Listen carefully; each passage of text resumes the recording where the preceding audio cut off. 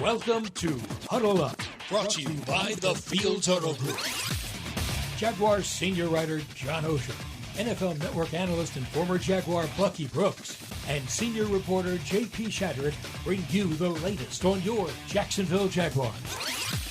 Huddle Up starts right now. And welcome in. It is Huddle Up with Bucky Brooks, J.P. Shadrick with John Oehser. We're at the Hyundai Studios, the Miller Electric Center in Jacksonville. Bucky Brooks in Los Angeles. And Huddle Up with Bucky Brooks is brought to you by Fields Auto Group Jacksonville. See Fields first, Jacksonville's premier luxury auto group. Go to fieldsauto.com. Bucky, how are you? What's up? No, what's going on, guys? What's happening? You know, How it's we doing? 1 week until the off-season program begins. Less than that now. They'll be out there on Tuesday next week. And then 3 weeks until the NFL draft, which means it is prime Bucky Brooks season. It has been for a little while, but it just continues to ramp upward towards the final weekend in April. Path to the draft is on the air now. I mean, everything is in full go right now for you, Buck. Yeah, we're going. We got mock draft live. We got path to the draft. All things draft we're talking about. So this is fun though, because it's fun because once we get to this point where we're having the draft and free agency is wrapped up, now we can begin to talk about 2025 and kind of have some optimism on what's going to take place for the Jags. There was a Seinfeld once where George told people he was a great driver. That he was seeing things 3 or 4 steps ahead. That's what Bucky is this month. He's over his feet. He's seeing stuff coming at him. This is his world. You are seeing creativity in action. I love it. I love to watch him this time. I mean, it really is. I mean, he's got all his mock drafts done. They're in the can already. Really? Like, he doesn't remember it so long ago, but he knows it's always right. He's seeing things this month that normal people can't see. I mean, this is a perfect time to do it. I mean, like, why not go big? Have all the mock drafts in the can, have everything ready to go. So we have a little fun, some conversations. Yeah, coming out now of the Time to talk ball. Let's talk a little ball. And coming out of the NFL annual meeting, the owners' meeting is down in Palm Beach. John, you were down there. We got to hear from Liam Cohen at the AFC Coaches Breakfast the other day, and with the offseason program right around the corner, Bucky, it's the first impression for a lot of these players will have in front of the coaching staff and Liam Cohen. Cohen talked about the energy the players will feel when they get in the building. And, I mean, for me, though, that first impression matters. That first team meeting, the first day or two of contact really can set the tone for a long time to come. Yeah, it does set the tone because what you're doing is you want to make sure that you clearly communicate the standards and expectations from everyone on the team. When you think about the conversation and the buzzword has been culture, like new environment, the culture, what you're trying to create. Well, the only way you can do that is by beginning to set those standards and holding guys accountable to meeting those standards every day. So I'm excited to, 1, hear what those standards are when it relates to the players. And 2, I'm excited to see how he builds the culture and how he begins to establish that commitment, accountability, and trust that you have to have to operate at a championship level. Yeah, I asked him that question. What will they expect when they walk in that building next week? And because it is, we've all felt it a little bit and talked to him. Some of the players have talked to the coaches, of course, but that first day, no matter how good you've been, that first day. Remember, JP, when you were an all-state wide receiver? No, I don't. And if they had changed coaches, though.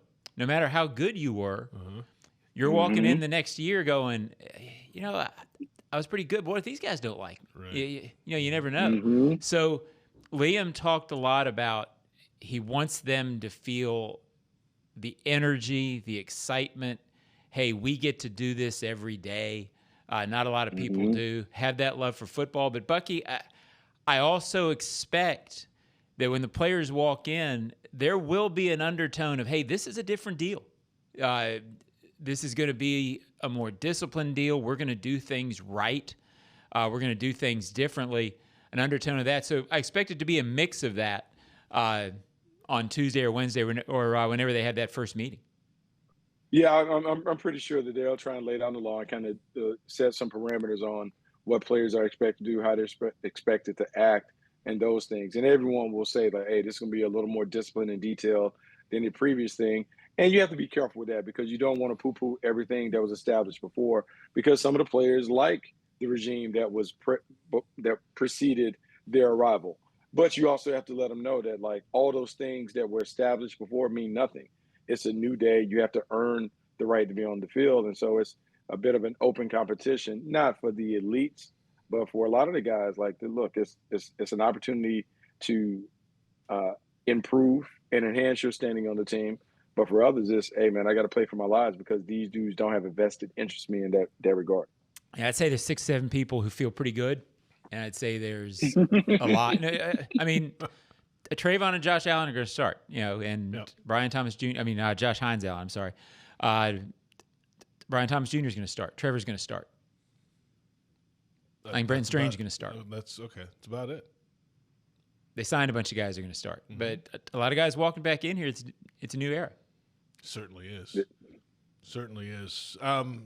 New era for Liam Cohen as well. I mean, he was hired, late January the 24th, I guess, officially. It's now April 2nd. Yeah. 9 weeks. About 9 weeks. A little over 2 months now. So was there anything out of him this week about just the environment he's in now and the changes? We hear about this a lot where first-time head coaches are having to deal with all these things they haven't had to yet. And the players aren't even in the building yet, John, but I'm sure the environment's got to be a little bit different for Liam. He went into his schedule a little bit, and I think that is an adjustment for a head coach coming off a coordinator position. You get in the building. He talked about getting in the building around 6, which I didn't understand what he was talking about. Are we open at 6? Apparently. But he says he's in at 6, so I'll trust him. And at that point, getting the schedule for the day, running through it, and he did mention a couple times not getting to do as much ball as he likes, which means this head coaching job is more administrative and it's more leadership than what most head coaches are used to. I think that's the adjustment for any head coach, Bucky. It's the one job in the NFL I think you haven't had as head coach. But you certainly hear that's a transition and that's a big deal for a head coach when they're starting out. Look, it's a huge deal. And it's one of the reasons why when we talk about head coaching candidates and we always look at the guys who are the great play callers, why it may not translate. Because there are so many different things that come across your desk when you're a head coach that have nothing to do with like ball and drawing up plays and those things. It's a leadership position. It requires a lot of organization, a lot of structure, a lot of attention to detail, and the management of people, which is even different than managing the team, because now as the head coach, it's not only the players, it's the coaches, it's the assistants, it's some of the football people and the support staff that are around the team. It's making sure that everyone understands the expectation and how you want those things done. And for a head coach, a lot of times, man, that first 2 years is literally like drinking from a fire hydrant. You're trying to figure out how to exist, and there's a lot coming at you on a daily basis. The new season is right around the corner, and the time to get those 2025 season ticket memberships is right now. Be at the bank for every touchdown and secure your seats at jaguars.com/tickets or call 904-633-2000. We're about a month or so, usually early May is when the schedule is released. So that's coming in quick as well. Offseason goes fast. It's Huddle Up with Bucky Brooks. That's John Oehser. I'm JP Shadrick. Bucky Brooks along with us in L.A. Well, the other side of the equation for the Jaguars, 3 weeks now to the NFL draft, led by James Gladstone. John, you had a chance to sit down with him. We heard it yesterday on Jags AM. It's available on the Jaguars YouTube channel. You're one-on-one with him. And, 34-year-old guy trying to establish his part of the organization as well and get things going. We saw his work and the team's work during the free agency period. That worked out pretty well from all accounts. And now it's on to the draft where he's had major success over the years out in Los Angeles. And, now what's left from here on out, Bucky, you think, with 3 weeks to go for a general manager to button up before draft night? Well, now all the attention is on the draft to make sure that you have all the information that you need to make a good decision over draft weekend. And that will require making sure you get all the medical stuff in, all the background checks are done. The final film evaluations from the coaches and the scouts have to be submitted. And then you got to have the hard conversation. You got to have the hard meetings to make sure that everyone is on board with what they think about the players. How do we stack them? If these three guys are lumped together, what's the order in which they come off? Do we feel good about this position? All of those things. Can we begin to talk about scenarios and mock drafts? So there are a lot of procedural things that you have to get done while also finalizing the last 5% of the evaluations that have to be done. Bucky, you've been in a lot of draft rooms. What's the key for a general manager when they're running the draft? And I'm just saying that because Gladstone's going into his first one. He clearly had big influence. Snead gave him a lot of responsibility setting it up. But that decision-making role, at some point, he's got to sway it, right? Like, there's all the system, all the information going up to him. You can set up the information flow. I guess I'm asking, when you were working for GMs, what was the trait that gave you confidence in them? Or the thing they did that you knew, okay, this guy's driving the car this weekend? It's funny because it depends on the setup and depends on who has, like, final say, whether it's the head coach or the general manager. But I would say the best leaders and team builders do a great job of understanding and selling the vision of the kind of team that they want and holding people accountable to making sure that the people that we're bringing in match the vision of the team. And so we talk about the buzzword of culture. Are these guys the right fit, not only schematically, but do they fit in the locker room? And then the general manager's job is basically, like people talk about CEOs, he's the CRO. He's the chief reminder officer. Okay. His job is to remind the head coaches, the scouts, here's what we're about. Now, as we get close to it and you like this player, my job is to remind you, does it fit, does it work, and does this bring us closer to winning? Because if it doesn't, we need to make sure that we get back on the right track. So a lot of it is making sure that everyone in the room can bowl with bumpers. Let's just make sure we're bowling with bumpers, not getting wayward and staying on path, because all of the work that has been done, now you just got to make sure that you stick to the plan and don't deviate during the last part of the process. Chief reminding officer. No, that's good. I mean, that fits into our ecosystem. It's certainly intangibly rich executives as well, apparently. So that's coming up in 3 weeks. So, Bucky, what's your – I know you haven't done another mock since 3.0, I don't think. I looked earlier today. I didn't see one. Yeah, no. So right now the focus is not on mocks. I got a mock probably in a couple weeks that I'll knock out, but more so like these top 5 lists and eventually putting together a top 50, top 100 list. So on draft night, draft weekend, we can begin to kind of assess where these guys are going, talk about all the players. So a lot of it is really just looking at these prospects and reminding myself why I like some guys initially, and make sure that, when you're talking a lot about players, sometimes you get tired of saying the same things, but you got to be careful what you say, because that one moment that you deviate too far from what you've been saying, it changes everything. So you want to make sure you stay true to your evaluation and your film study, while also kind of giving it a little different spin and flavor from time to time when you talk about these guys. So you're your own CRO. Yeah.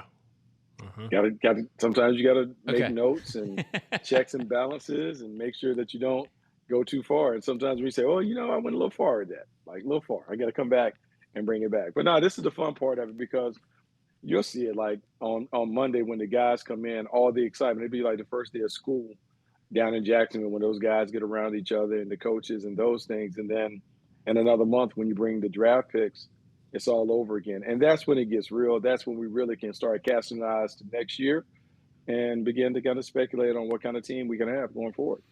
Bucky, I know we got, 3 weeks for the draft now-ish. Mm-hmm. Tell me about number 5. Are they? You got a little bit of a vibe at the owners' meetings, like there's a feeling of not being stuck there, but that's going to be a tricky spot. I'm not sure all the mocks are right on Mason Graham. I think they're going to have decisions to make. I think it's going to be an interesting 3 weeks of speculation on that spot. You know what? I agree with you. And I would say when you're sitting at 5, not that you're in a weird spot, because like when you look at the elite prospects, right? If we ask who are the elite prospects and things, people are always talking about in some kind of order, like Travis Hunter, Abdul Carter. They're beginning to throw Cam Ward in as an elite guy. Mason Graham and some of those other guys are like right on the borderline in terms of being elite, like really, really good, but not quite toolsy enough to garner the elite grade. So when you're the Jaguars, you're sitting there at 5, and that spot has been really, really successful for a lot of teams in terms of finding perennial Pro Bowlers and those things. Who is the best football player that is there? The guy that can come in and dominate at whatever position you're doing. Not the best player at a position of need, but a guy who's just a really good football player. I think it's really important for the Jags to hone in on finding a really good football player that can be a guy that competes and contends for Pro Bowl honors annually, those things. And so whether that is a defensive tackle with a Mason Graham type, whether that's an offensive lineman, whether that's a defensive back, I think all those things should be on the table. But I'm going to be honest with you, like some of the things that have been talked about, those positions don't necessarily fit. So it doesn't always line up in terms of the talent and what you need. Because if you ask me, the Jaguars could be sitting there and one of the best prospects on the board could be like an Ashton Genty, but that's not necessarily a fit for the Jags, you know? And then if you talk about like, oh, they can get younger at wide receiver. None of those wide receivers carry that grade per se.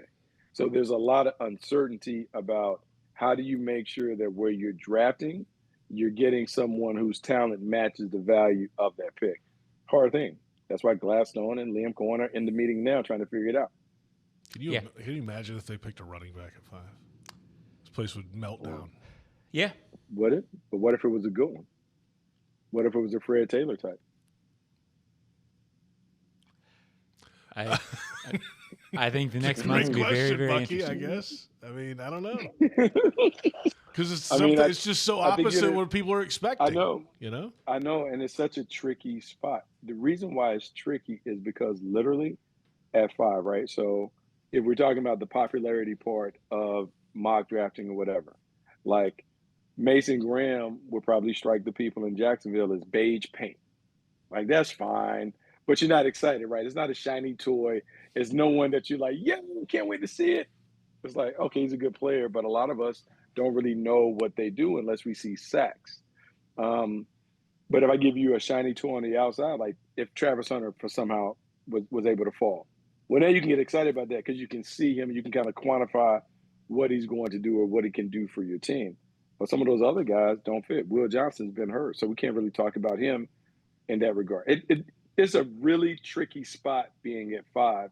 And the thing about it, there are only about 15 first-round prospects in this class, and I think that's probably being generous by saying 15. That was sort of the buzz at the meeting, too, Bucky. Normally you would have 18 to 22. And me saying 15, I would say I'm probably stretching it to make that even true. Maybe 12. So what do you do? Because everyone say, oh, I trade down. But what if no one wants to trade up? Everybody says trade down. Yeah. Trading's really popular in, April before the draft. Trade machine. Yeah, but like you have to have a partner. There has to be a player that someone wants to move up to get. All of those things factor into it. So there have to be 2 or 3 guys that the coaches and front office like kind of target as guys that, hey, if we're stuck at 5, here's the guys that we can take and we feel great about. But it may not be a very, very popular pick with the home base. Attention music fans, the 2025 season at Daly's Place continues in May with Teddy Swims May 10th, T-Pain May 31st. T-Pain, baby. T-Pain. Hey, T-Pain. I would see T-Pain. I like T-Pain. Is that during OTAs? Might be. I may extend my trip T-Pain there. You know that T is for Tallahassee, right? Tallahassee Pain. That's Really? what it means. Maybe T-Pain catch an OTA. Yeah, maybe bring him out. It's open. Yeah. Right. Take some notes. Maybe he keeps stats. He keeps that. Can we give him a Trevor Lawrence jersey to hang on the sideline? Yeah. Probably so. He can keep passing stats. All the show info throughout the spring and summer at dailiesplace.com. And apparently we're all going to T-Pain. Okay. Sounds like a plan. I'm in. I love that. All right, so you got a full plate, Bucky, the next 3 weeks, certainly. And we've got coverage here on Jaguars.com as well with Jags Happy Hour Radio tomorrow, Jags AM on Tuesday. Oh, how's that going? How's Happy Hour going? I know we got some different people coming through there. So Lane, fill in. Yeah, who else was we got? here. Austin was here last week. Who He's the only one that's coming, and Logman will be back here tomorrow. So we got Logman off the boat. Logman's not fishing. He's back. yeah. Okay, all right. Cool. I don't know how much he caught, but whatever. That's fine. Loggeman does 3 things in the off season: happy hour, killing, and fishing. Wow. I'm not arguing with you. Whatever. And then what do you got, John? Oh, you got the Ozone podcast. Okay, the Ozone podcast. I talked to Les Snead this week, Bucky. Okay. It was great talking to him. Because you knew him in the old days. I No? knew him vaguely. Like we would pass each other in the rubber hallway. We sort of joked. Les was at the driving players to the airport stage of his career, but he is a guy you remember. And if for fans listening to this, if you want some insight into James Gladstone and into Tony Pacelli, and he had some very interesting things to say about his vibe from Tony, about the culture and what Tony can bring in terms of making sure this organization knows what the Jaguars are about. And then he was great on James Gladstone, obviously, because he basically invented James Gladstone. Yeah, so absolutely. Very good stuff this week. And that's coming when? Do you know? Sometime this week. I'm not sure when they're going to post it, but it'll be on the site this week. Okay. Or on Jaguars media channels, is what I can say this year. And the official Jaguars podcast network as well. Right, okay. We'll look forward to that. Bucky, you've got a full plate of shows, right? Everything. Yeah, man, but this is the fun part. I can't wait to just say some crazy stuff. I'm going to see if I can stir it up sometime this week to create some conversation. You know what I mean? Yeah, love See that. what we can do. We'll do it again next week, Buck. Appreciate it. All right, man, let's do it. Bucky Brooks out of here. That's John Oehser. I'm JP Shadrick. Thanks to our entire crew, Joe Fortunato, Brent Reber, and thanks to you for listening and watching Huddle Up with Bucky Brooks.